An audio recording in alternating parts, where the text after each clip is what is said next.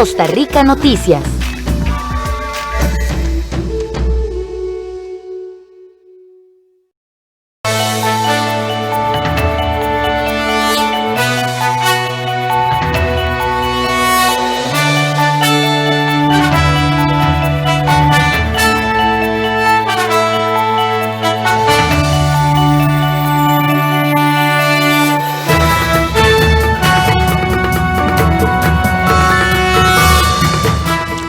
Buenas noches, bienvenidos a la edición estelar de Costa Rica Noticias de este lunes 10 de agosto. Estamos en vivo a las 7 en punto de la noche. Les agradecemos que nos acompañen y que se informen con nosotros. Soy Ernesto Rivera. Los alcaldes de Santa Cruz, Nandayure, Liberia, Escazú, Santana y Carrillo presentaron hoy una demanda contra el Estado ante el Tribunal Contencioso Administrativo. En esa demanda solicitan suspender los decretos relacionados con la restricción vehicular sanitaria y con los cierres comerciales.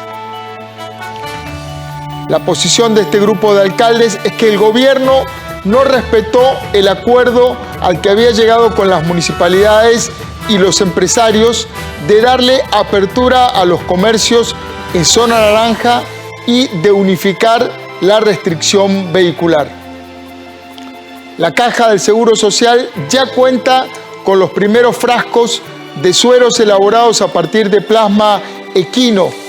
Este medicamento servirá para tratar la COVID-19. Estas formulaciones fueron elaboradas por el Instituto Clodomiro Picado de la Universidad de Costa Rica y la caja iniciará ahora un estudio clínico con pacientes. Ya un estudio elaborado por la Universidad George Mason de Estados Unidos indicó que las formulaciones que realizó el Instituto Clodomiro Picado son capaces de inhibir la replicación del SARS-CoV-2 en las células de cultivo. Ahora se deben probar con seres humanos. El proyecto para construir un tren eléctrico de pasajeros que conecte Paraíso de Cartago con San José, Heredia y Alajuela quedó paralizado por falta de consenso entre las fracciones legislativas. El Poder Ejecutivo excluyó de su convocatoria a sesiones extraordinarias el préstamo por $550 millones que se requiere para financiar la obra. Vamos ahora de inmediato a ver los titulares que preparamos para ustedes. Adelante.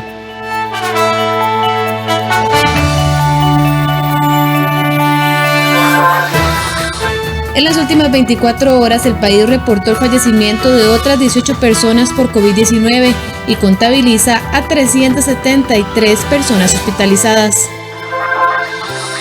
2 privados de libertad se encuentran internados en centros médicos debido al contagio del virus SARS-CoV-2, uno en Seaco y otro en Alajuela. La depresión y el estrés se han apoderado de las personas que tienen meses de no poder trabajar o abrir sus locales a raíz de la pandemia. Por esta razón, 10 grupos de diversos sectores se acercaron a la casa del presidente Carlos Alvarado para pedir ayuda. Ante la falta de mano de obra extranjera en tiempos de pandemia, cafetaleros siguen en la búsqueda de 14,000 recolectores ticos para nueva cosecha.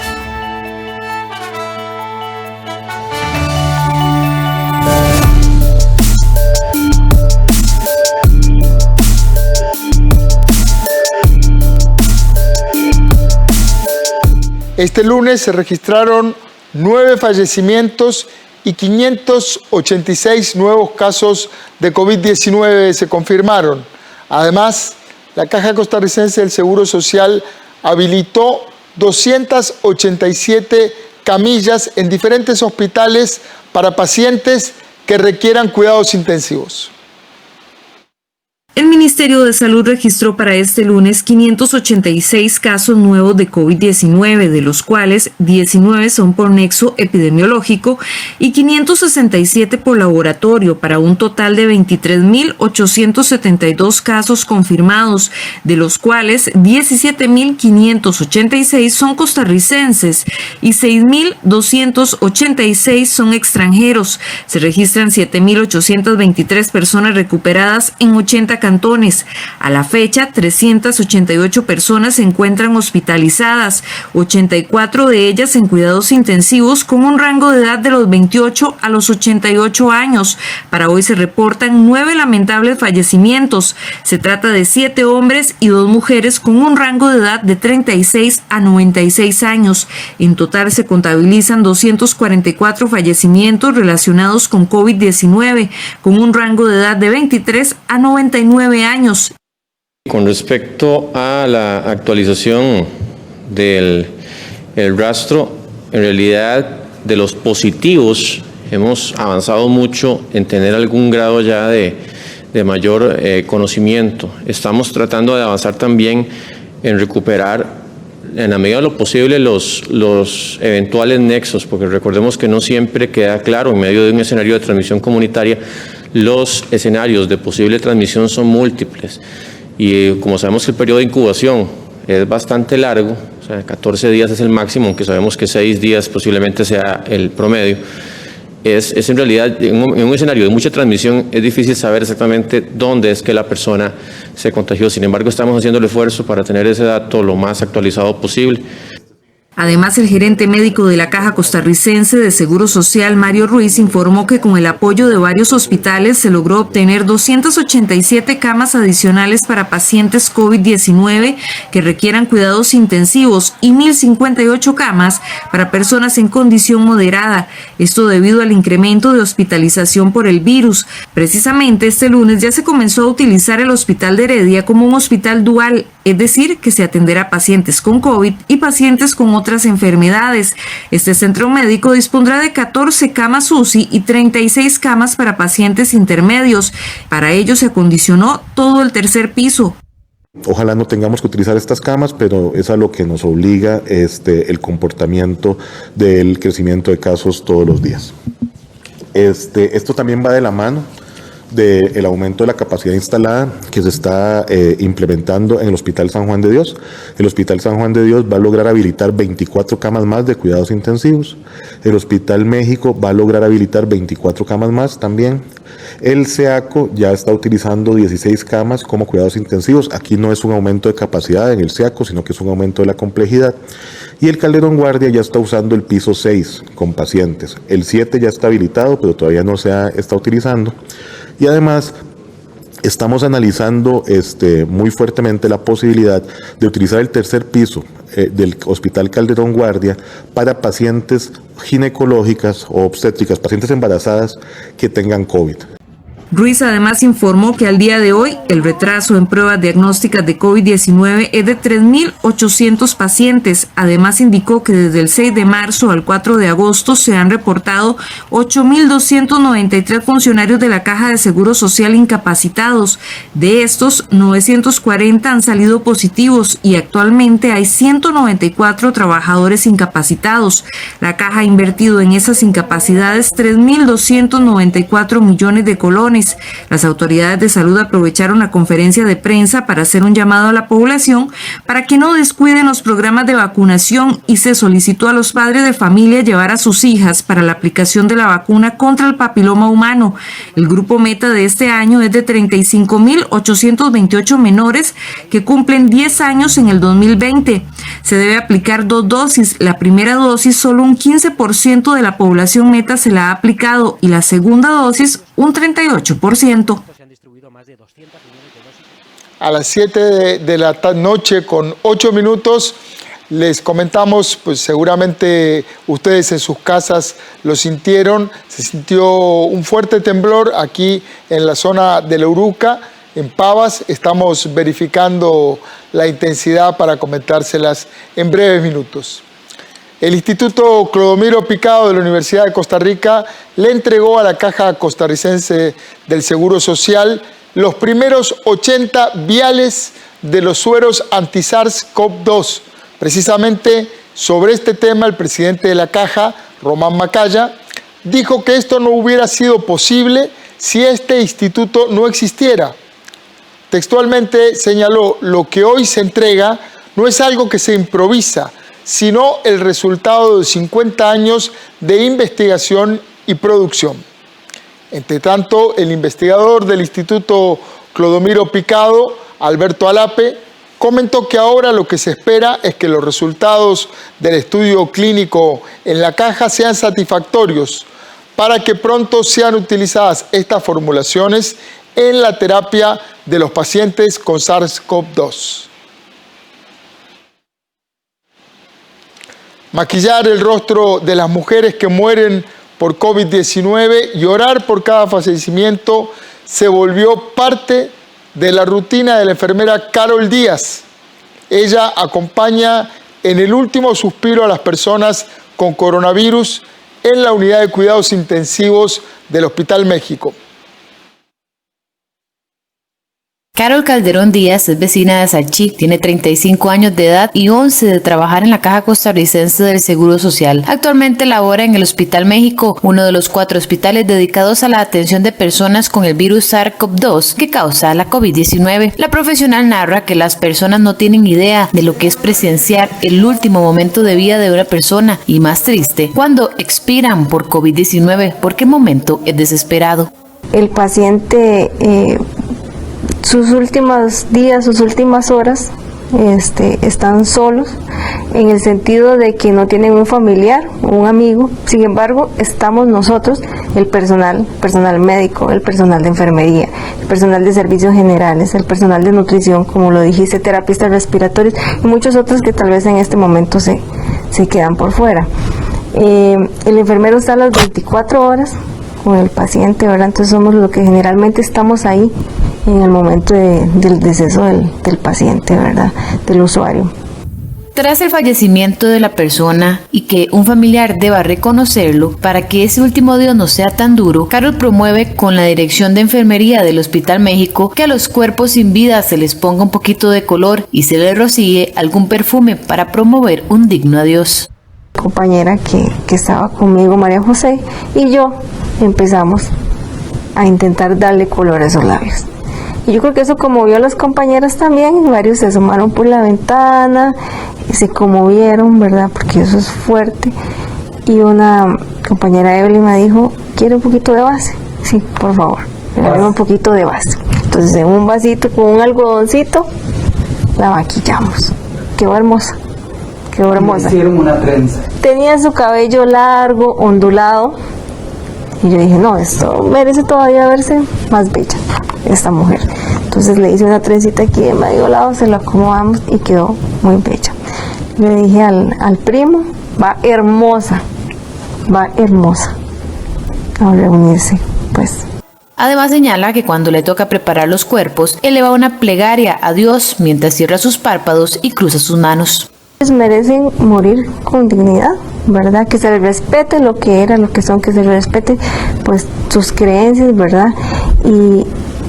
Y aunque sea en silencio, ¿verdad? En silencio hay que elevar una plegaria, hay que entregárselos a Dios. Si esa es tu voluntad, recíbelos en tu santo reino, ¿verdad? No hace falta pues hacer una cadena de oración, ¿verdad? Los familiares lo hacen en sus hogares siempre, pero nosotros, tomándole la mano al usuario, podemos hacerlo. Ella explica que esta iniciativa no conlleva ningún gasto para la entidad, pues el perfume, lápiz labial, rubor y sombras corre por la cuenta de los trabajadores. El sismo que sentimos hace apenas 3 minutos fue de magnitud 4.34, tuvo una profundidad de 5 kilómetros y su epicentro fue 1,3 kilómetros al sur de Cedral de León Cortés, en San José. La Corte Suprema de Justicia decidió este lunes dar visto bueno al proyecto de ley que pretende suspender el pago del rubro de anualidad durante el año 2021 y 2022 para todos los funcionarios públicos. El proyecto sí incide en el funcionamiento del Poder Judicial, pero es una forma de contribuir con la atención de la pandemia. El periodista Andrés Ortiz nos tiene una ampliación de esta información. Buenas noches, Andrés. Buenas noches, don Ernesto, para usted y para los televidentes. Así es, esta decisión que tomó la Corte Suprema de Justicia fue este lunes en la sesión de Corte Plena. Ellos lo que hacen es escuchar el informe que da el magistrado instructor, quien realiza el estudio de este proyecto de ley para verificar si incide con el funcionamiento o la organización del Poder Judicial. Al final ellos deciden que sí lo hace, que sí afecta la organización y el funcionamiento del Poder Judicial, sin embargo que debido a la crisis que vive el país, es que ellos dicen que sí debería aprobarse en la Asamblea Legislativa. Recordemos que esto es simplemente el visto bueno que da la Corte a este proyecto y continúa su proceso en la corriente legislativa. Veamos. Este lunes, 12 magistrados de la Corte Suprema de Justicia le dieron el visto bueno al proyecto de ley que modifica el artículo 26 de la Ley 2166 de salarios de la Administración Pública, que actualmente se tramita en la Asamblea Legislativa, con el cual se pretende suspender el pago del rubro de anualidades durante los años 2021 y 2022. Los 12 magistrados que aprobaron el informe brindado por el magistrado de la Sala Primera, William Molinari, concuerdan en que el proyecto sí incide con el funcionamiento y organización del Poder Judicial, pero que se debe aprobar para colaborar con la atención de la pandemia. De las razones por las que considero yo que hay que apoyar el proyecto, porque es transitorio y es para efectos de que no se paguen solamente esas 2 anualidades. Después, si es transitorio, el régimen del pago de anualidades seguirá tal cual, ¿verdad? ¿Por qué? Porque esta es una norma transitoria que lo que hace es eliminar el pago de esos 2 años, no nada más. Sí, tenemos que decir, me parece que sí incide, pero las circunstancias en que estamos, lógicamente, se comprende que esa incidencia es transitoria y que es en un contexto tan grave que permite señalar que la incidencia no es para que se requieran 38 votos. A mí me parece bien. En el Sindicato de Trabajadores Judiciales, Citrajut, cuestionaron el papel de la Corte con la decisión que tomaron. Para ellos, los magistrados tenían que interpretar la ley nada más y no poner sobre la ley sus razonamientos personales. De acuerdo con los sindicatos judiciales, si se aprueba este proyecto, afectaría a los 14,000 funcionarios. Entonces, si este proyecto afecta la estructura y organización del Poder Judicial, no es posible que por una conveniencia política los magistrados y magistradas actúen como si fueran diputados y diputadas. Es decir, los magistrados y magistradas tenían que haberse limitado a interpretar la ley y no a poner sobre la ley sus, digamos, razonamientos personales de lo que podría ser algo, y muy válido quizás por el hecho de que estamos en un asunto de emergencia nacional. Sin embargo, eso no puede ser un parámetro para interpretar la ley. Para el Sindicato de Jueces y Juezas Sindijut, no es válida la interpretación que realizaron del artículo 167 de la Constitución Política, donde si el proyecto incide con el funcionamiento del Poder Judicial, debe ser aprobado por mayoría calificada en la Asamblea Legislativa, es decir, por el voto de 38 diputados. Aquí es un problema de la legalidad constitucional, es que no es ni siquiera cualquier legalidad, es la legalidad constitucional. Si ya la Corte, que es el órgano máximo del Poder Judicial, dijo, esto sí afecta la organización, el funcionamiento del Poder Judicial, eso es lo que la Constitución dice, deben de decir, ya lo dijeron. ¿Cuál es la consecuencia de eso? Bueno, dicho eso, la consecuencia es, se ocupan 38 votos para seguir el trámite. Bueno, entonces el ordenamiento establecido constitucionalmente antes de la pandemia, antes de cualquier cosa, establecía eso. Bueno, ahora hay que seguir y respetar eso. Otros 4 magistrados votaron porque el proyecto no afecta al funcionamiento del Poder Judicial y 6 se abstuvieron a votar.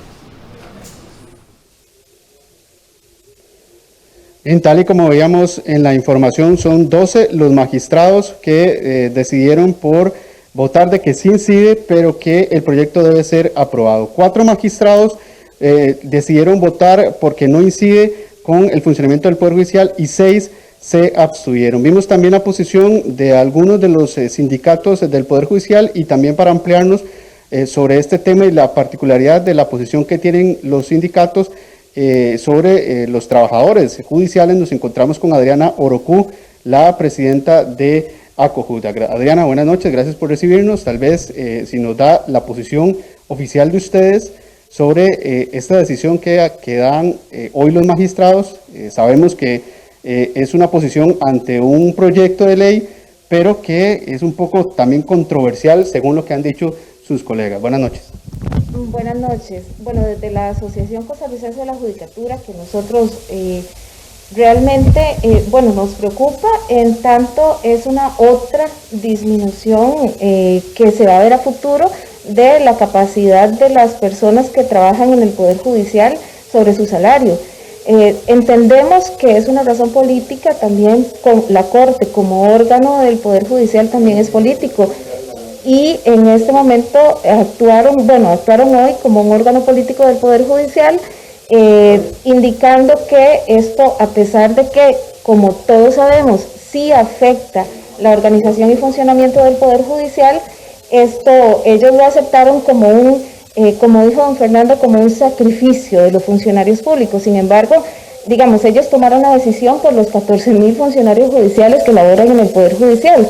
Y tenemos que recordar que a través de la ley 9635, la llamada ley del combo fiscal, lo que se hizo fue ligar directamente las anualidades a la evaluación de desempeño. Entonces aquí va a haber una diferencia en la contraprestación, porque efectivamente va a haber evaluación de desempeño, efectivamente se van a tener consecuencias, pero no se va a tener el pago de las anualidades. Y esto incide también directamente en los otros componentes totales del salario de los funcionarios públicos. Esto tenemos que verlo también en forma integral. Ahorita yo sé que hay gente que podría estar diciendo, pero otra vez están defendiendo el salario, otra vez están defendiendo privilegios, pero no es así. El tema es que desde hace mucho tiempo venimos sufriendo disminuciones sustanciales en los salarios. Desde hace ya varios años no hay aumentos reales en el salario del Poder Judicial. De hecho, y de los funcionarios públicos prácticamente en general.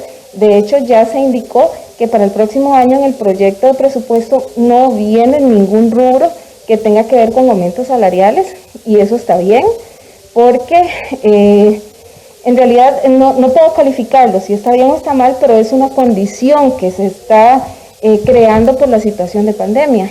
Pero ya hubo un tema de liberalidad respecto a los salarios de los funcionarios.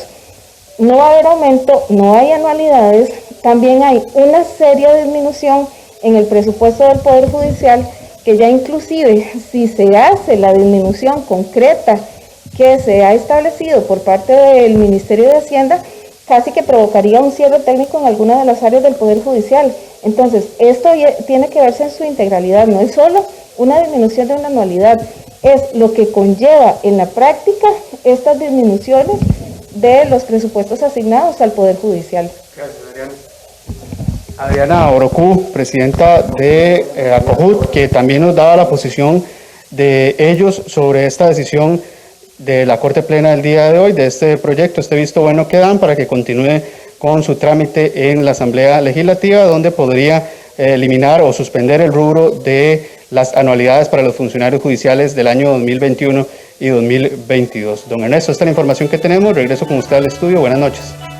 Muchísimas gracias a nuestro compañero Andrés Ortiz. Ahora de inmediato vamos a la primera pausa comercial y ya regresamos en muy pocos minutos con más información.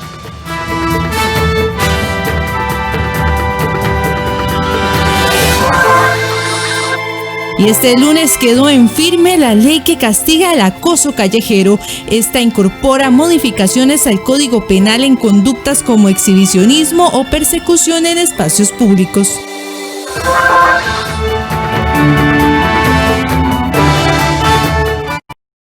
Para el Banco Popular, bienestar significa que usted sienta tranquilidad. La tranquilidad de usar nuestras tarjetas con tasas bajas, cómodas cuotas, disponer de más tiempo y una amplia red para pagar, hacer compras seguras por internet, BP tasa cero y puntos. Y porque bienestar significa tranquilidad, si compra con nuestras tarjetas participa por 30 premios de 200,000 colones para compra de víveres. Banco Popular y de Desarrollo Comunal.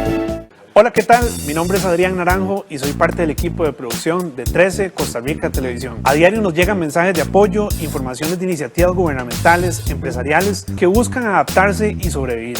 Historias innovadoras y esperanzadoras de personas que luchan por encontrar soluciones en estos tiempos de cambio. Y son precisamente esos esfuerzos los que vamos a compartir acá, en este programa Soluciones del 13. Los esperamos entonces todos los días justo después de la conferencia de prensa del Ministerio de Salud, aquí en 13 Costa Rica Televisión y 101.5 Costa Rica Radio. AIA mejora el abastecimiento de agua potable en Guanacaste. Durante el 2019 inauguramos nuevos proyectos que benefician a más de 123,000 personas en la región Chorotega, en Santa Cruz y Carrillo. Para hacer frente a la variabilidad y el cambio climático, el AIA construye obras en Nicoya, Liberia, Bagaces y Cañas. Hagamos un uso responsable del agua. Con su pago puntual, aseguramos el servicio, su salud y la protección ante el COVID-19. Si escuchabas a Michael Jackson desde antes que fuera blanco, tenemos la música que te gusta. Sábados, 10 de la noche. Solo por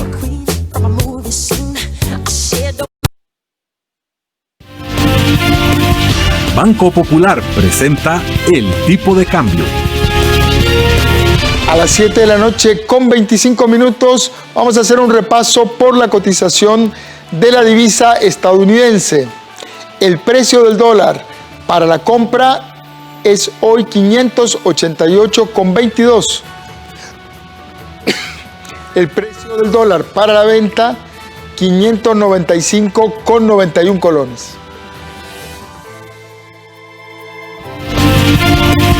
Banco Popular presentó El Tipo de Cambio. La inmensa mayoría de las mujeres en Costa Rica han sufrido y sufren cuando transitan por las calles del país episodios de violencia sexual, verbal o física. Hoy, oficialmente, quedó en vigencia la ley contra el acoso sexual callejero, una ley que castiga con prisión o multas las conductas públicas con intenciones sexuales, como tomar fotos o videos, masturbarse o mostrar los genitales, incluso perseguir o acorralar a alguien y usar palabras, silbidos u otros sonidos. Para conversar sobre la importancia de esta nueva ley, tenemos ahora a la presidenta de la Comisión de la Mujer en el Congreso, la diputada por el Partido Acción Ciudadana, Nilsen Pérez. Buenas noches, bienvenida al set de Costa Rica Noticias, diputada Pérez. Buenas noches, un gusto siempre estar acá compartiendo con ustedes y su estimable audiencia para hablar de un tema tan importante como el acoso sexual callejero y muy honrada de haber participado hoy en el evento de la firma de esta ley. Diputada, esta ley tiene una carga simbólica, pero también tiene una carga normativa, es decir, estipula acciones concretas contra la violencia sexual callejera. ¿Por qué es tan importante esta nueva ley? Bueno, yo diría que lo más importante es que como sociedad estamos reconociendo el acoso sexual callejero como una conducta de índole sexual que es inaceptable para esta sociedad. Estamos dando un alto, diciendo no más, porque esta es una conducta que viene en detrimento de la libertad de tránsito, de la libertad de movimiento, de poder ir a trabajar, a estudiar o a practicar deporte o recreación o a cualquier otra actividad que limita esas libertades de las personas. En el caso de las mujeres implica cambio de ruta, esperar otro autobús, bajarse del autobús, pensar qué ropa se va a poner, por dónde puede pasar, por dónde no, y a veces el cambio de rutas implica también una modificación a sus rutinas y a sus horarios. Y esta es una conducta que estamos diciendo que no, porque es una conducta de índole sexual y además afecta fundamentalmente a las mujeres y a las mujeres jóvenes y a las niñas. Es una conducta que, a diferencia de a los hombres, a las mujeres nos produce malestar, pero a las mujeres les produce miedo, y además atenta contra su dignidad. Y como sociedad no podemos decir que esto es normal y estamos rompiendo con esa forma de ver la violencia y el acoso sexual callejero y decir esto no es normal. Esto no puede ser normal bajo ninguna circunstancia y nos comprometemos como sociedad a prevenirlo, a erradicarlo y a sancionarlo para que a las niñas no les vuelva a pasar lo que nos ha pasado a las mujeres más grandes. Diputada Pérez, ¿qué deben hacer quienes sufran violencia sexual callejera para denunciarla? Bueno, en este momento ya con la ley es proceder a hacer la denuncia a los diferentes juzgados y en caso de que, como esta ley es para un ámbito del espacio público, como un centro comercial, como la calle, como el autobús. También es muy importante que se pida apoyo a la policía. El Ministerio de Seguridad Pública tiene un protocolo para que todo su personal pueda auxiliar y pueda apoyar a las víctimas a interponer la denuncia.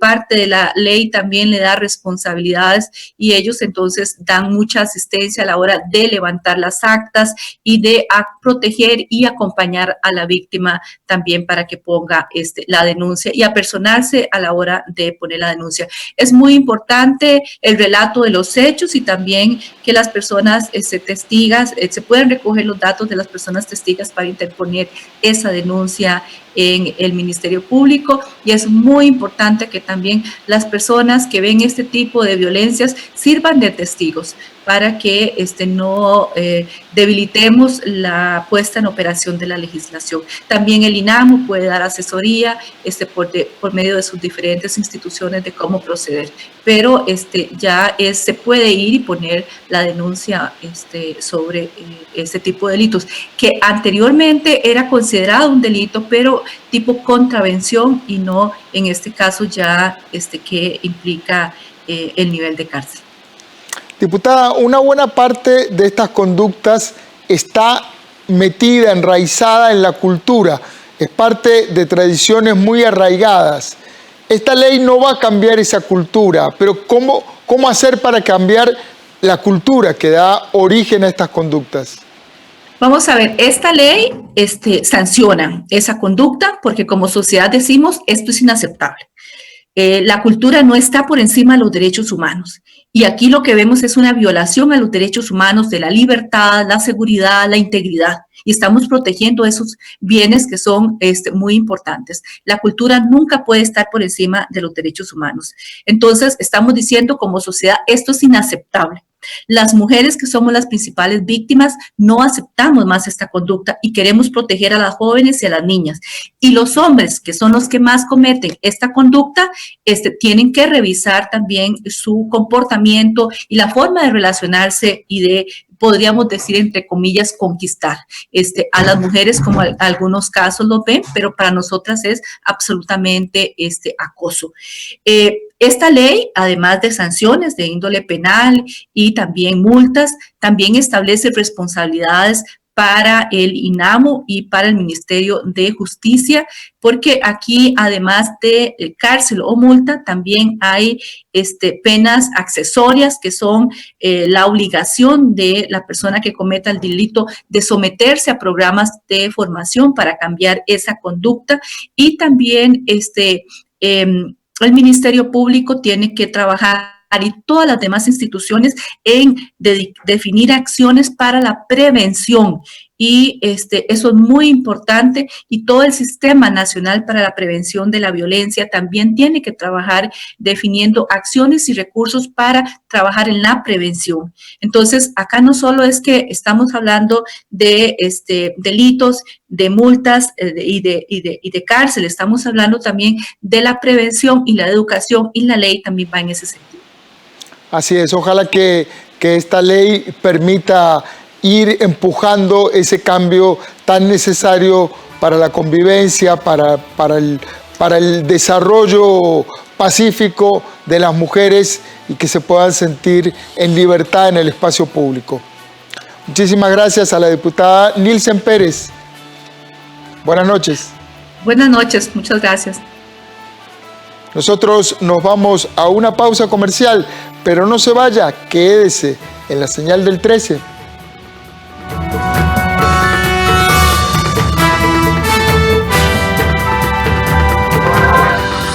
Un grupo de alcaldes demandaron al Estado contra el contencioso administrativo y pidieron que se suspenda la restricción vehicular sanitaria y los cierres comerciales.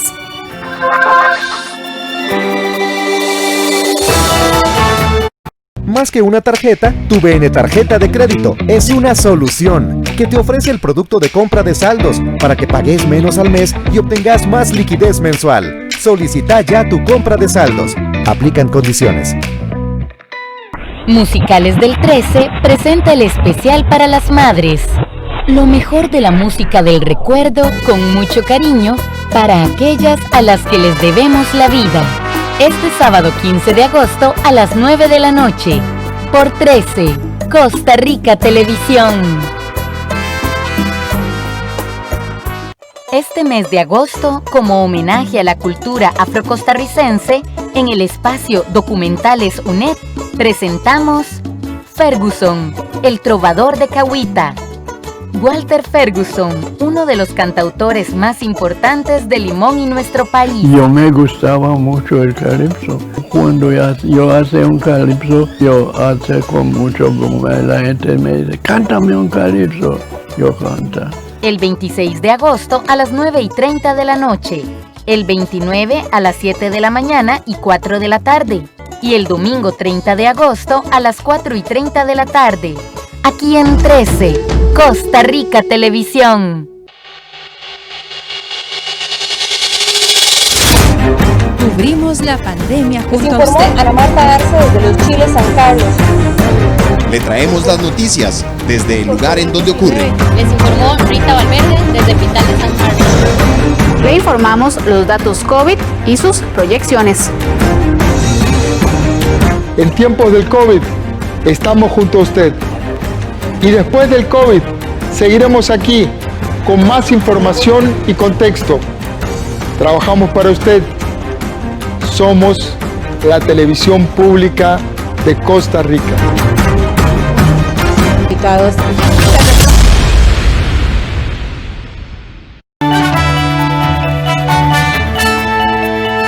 7 de la noche con 36 minutos. Estamos de regreso en la edición estelar de Costa Rica Noticias. A pesar de que el gobierno liberó medidas en su etapa de martillo, alcaldes y empresarios continúan disconformes con las propuestas para la reactivación económica. Además, desde distintos sectores se critica la nueva modalidad de restricción vehicular que está implementando las autoridades. Con la reapertura de la medida del martillo, muchos negocios tienen la posibilidad de buscar generar dinero en una semana importante para ellos, pues se acerca el Día de la Madre, la segunda fecha de más consumo en Costa Rica después de la Navidad, según manifestaron los propios empresarios. Es favorable porque de todos sabemos que regalar flores para el Día de las Madres es una tradición, ¿verdad? Sí esperamos que la gente nos ayude porque las ventas sí han caído mucho, porque no es un producto de primera necesidad, ¿verdad? Pero esperamos ver las respuestas de la gente y que sea positivo. Nos parece muy importante, ya que nosotros hemos sufrido mucho desde que empezó la pandemia por cierres de fin de semana, las semanas, 3 semanas, por ejemplo, las últimas 3 semanas que no recibíamos ningún ingreso, ¿verdad? Entonces agradecemos al gobierno, ¿verdad?, que nos dé esa oportunidad de poder abrir, aunque sea así, con citas, ¿verdad? Entonces agradecemos mucho porque de verdad lo necesitamos todos. Pero a pesar de la posibilidad que dio el gobierno de apertura, luego de varias manifestaciones por algunos sectores y alcaldes, estos últimos decidieron mantener su queja contra la medida de la restricción vehicular, ya que aseguran que de nada sirve abrir los establecimientos si la gente no puede llegar en sus vehículos. Creemos que lastimosamente no se está cumpliendo con lo que le ofrecieron a los alcaldes que fueron en representación de algunas municipalidades a Casa Presidencial el día viernes en cuanto a que se iba a unificar lo que tenía que ver con restricción vehicular. Un tema es unificar los horarios de funcionamiento, incluso disminuyendo de 10 de la noche a 9 de la noche, y otra cosa es mantener en los cantones naranja la separación de las placas. Y les digo esto ¿por qué? Porque de nada nos sirve a nosotros que nos permitan abrir los comercios si definitivamente no nos podemos transportar en nuestros vehículos a realizar las compras y recibir los servicios que necesitamos recibir. Sin embargo, no compartimos la directriz emitida para la restricción vehicular sanitaria entre cantones de alerta naranja y cantones de alerta amarilla. La movilidad es muy importante en esta emergencia. El transporte público es un foco muy alto si no se regula y se le da a los autobuseros las herramientas necesarias. Por otro lado, muchos de nuestros distritos rurales ni siquiera cuentan con transporte público hacia las ciudades.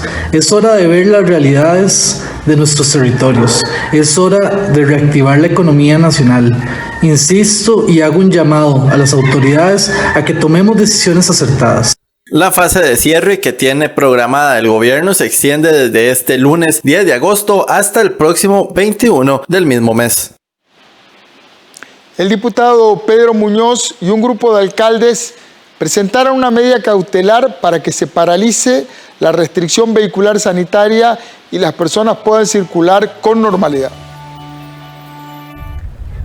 Se trata de los alcaldes de Santa Cruz, Nandayure, Liberia, Escazú, Santa Ana y Carrillo, quienes presentaron este lunes una demanda contra el Estado ante el Tribunal Contencioso Administrativo en la que se solicita suspender los decretos relacionados con la restricción vehicular y los cierres comerciales vigentes desde este 10 de agosto.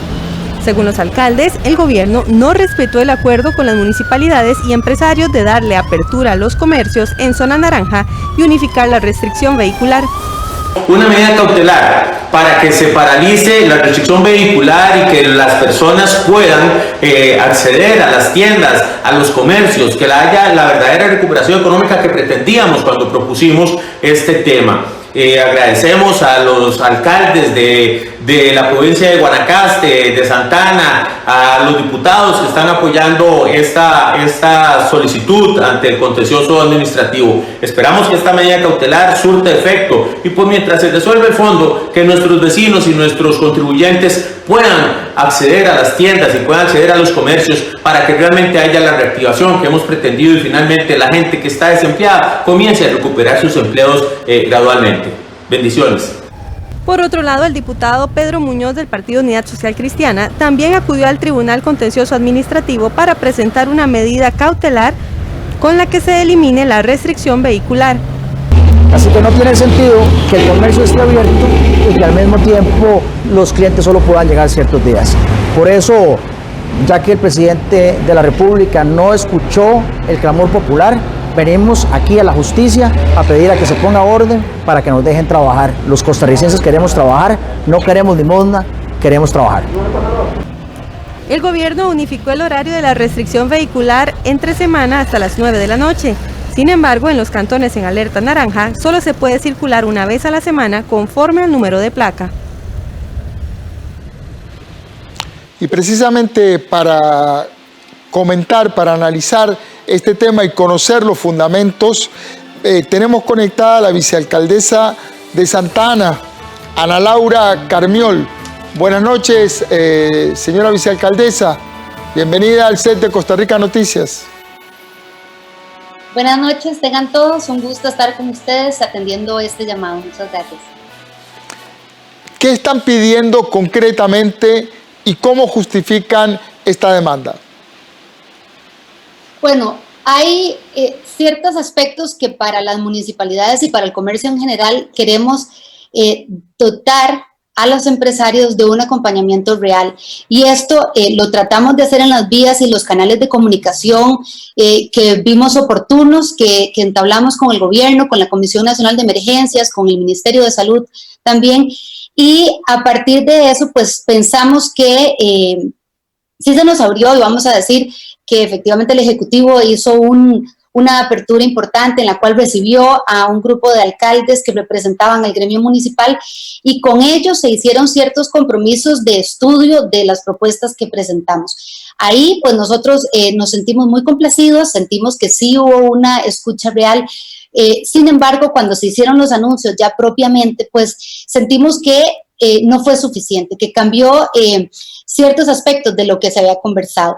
Y es por eso que ahora buscamos otros medios que nos permite el Estado de Derecho y que nos permite el músculo del régimen municipal para poder acceder a estas otras vías para hacer sentir el clamor del pueblo y el clamor del sector empresarial.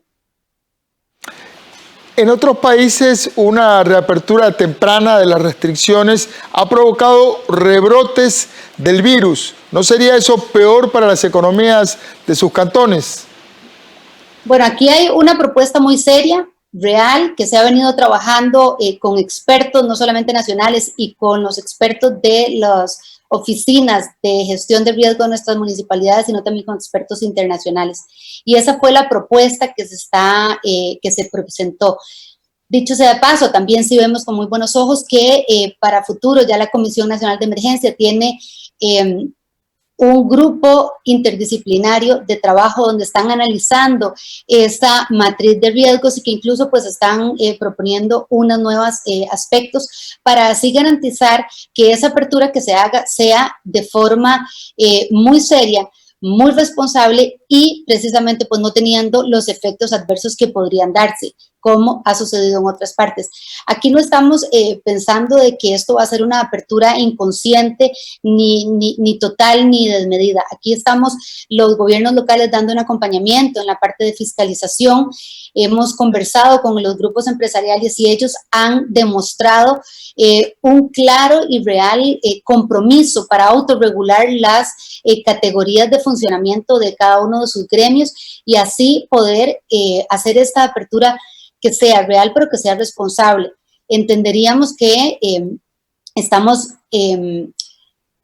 respondiendo a un virus impredecible y que los criterios epidemiológicos también están siendo valorados por parte de nuestra Comisión Municipal de Emergencias, de las clínicas locales, del Ministerio de Salud y que claramente a nivel central y a nivel del Ejecutivo pues ya ellos tienen sus salas de estudios y salas de crisis que están estudiando pues el comportamiento. Ahí pues tendríamos que valorar si existe un rebrote, pero por lo pronto el compromiso que estamos adquiriendo permitiría que se haga esa apertura de forma responsable y de forma contenida. Muchísimas gracias, Ana Laura Carmiol, vicealcaldesa de Santa Ana. Gracias. Buenas noches, gracias. A las 7 de la noche con 46 minutos hacemos una pausa y ya regresamos con más información.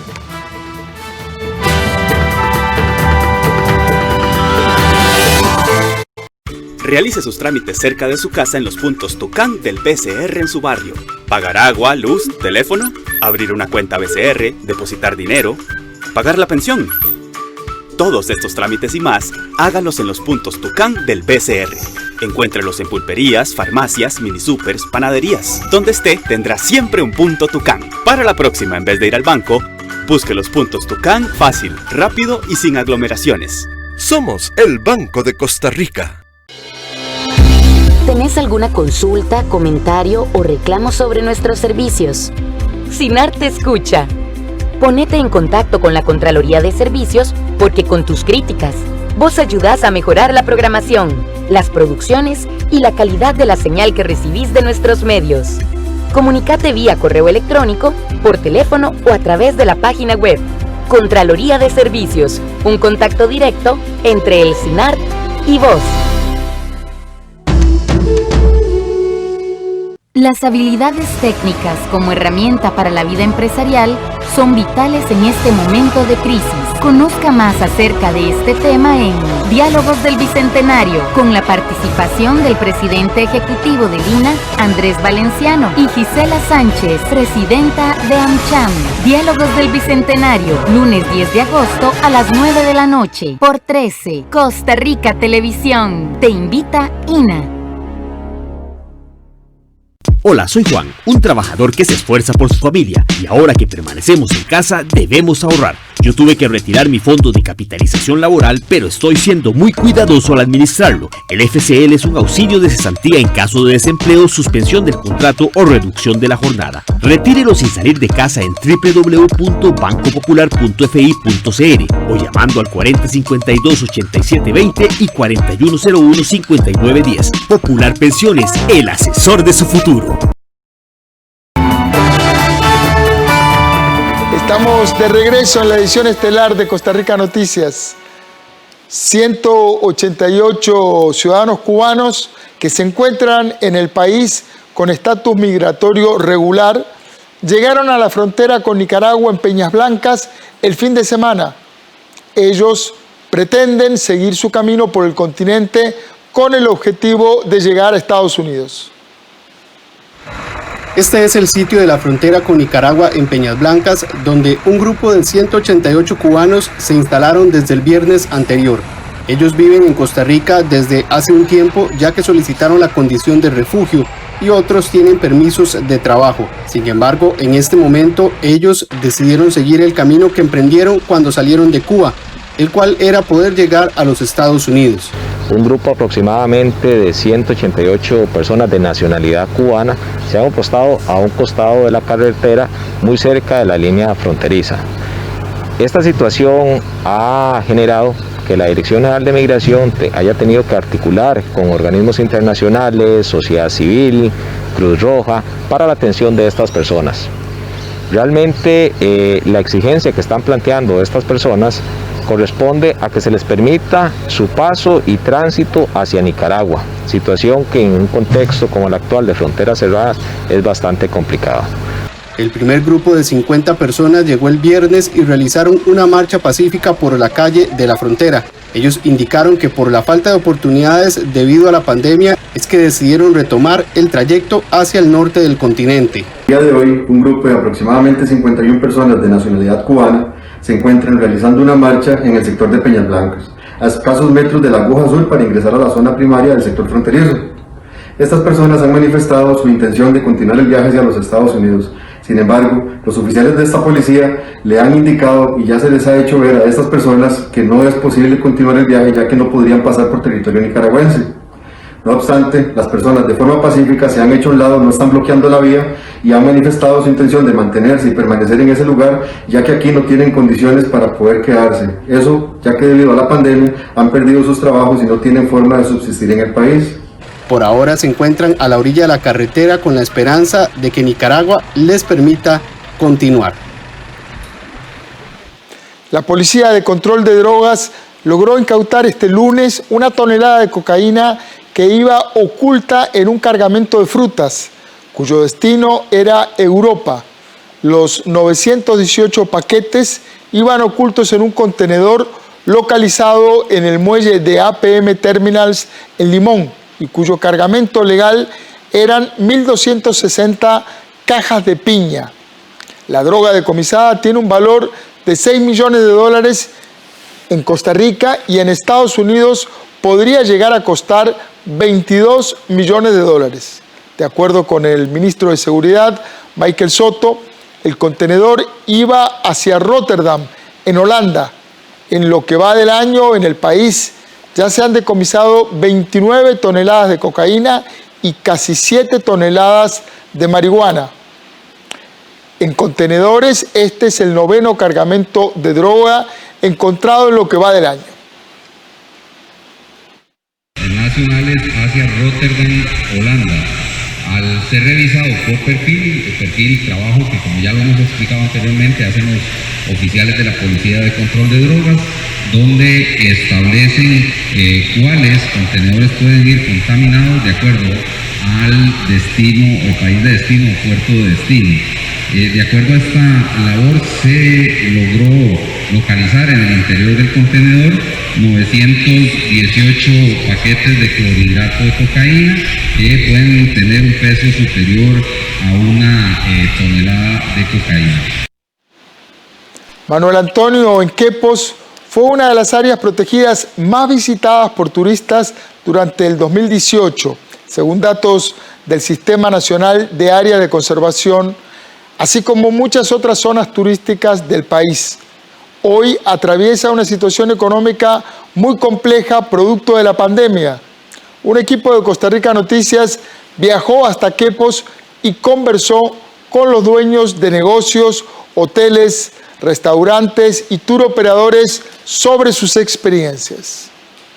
La pandemia ha causado una situación compleja para los distintos sectores. Debido al cierre de las fronteras en el país, el sector turístico ha sido uno de los más afectados. En Manuel Antonio, un lugar de alta visitación turística, antes de la pandemia, la realidad de los negocios ha cambiado drásticamente. Mientras que antes el personal y las manos en los lugares de trabajo se quedaban cortos para la cantidad de turistas, hoy muchos de ellos lucen vacíos. Manuel Antonio Surf School es uno de los negocios que siguen en pie. No obstante, esta pandemia costó el cese de la mayoría de sus empleados y ahora, entre los pocos que quedan, han tenido que ingeniárselas para atraer los pocos turistas que visitan la zona.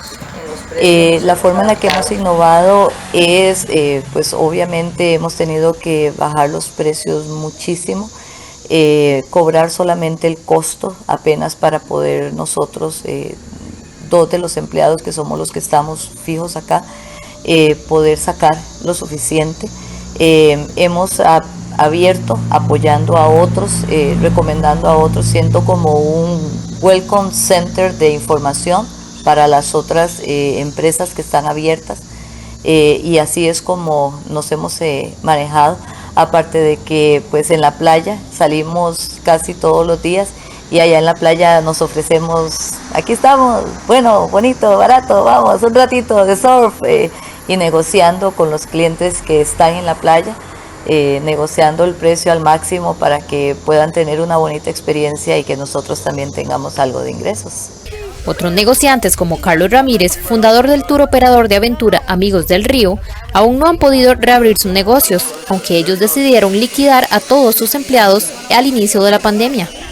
La crisis por la pandemia ha sido una situación gravísima y se sale del control de cualquiera de nosotros y de las entidades gubernamentales en el caso de que cerramos por completo.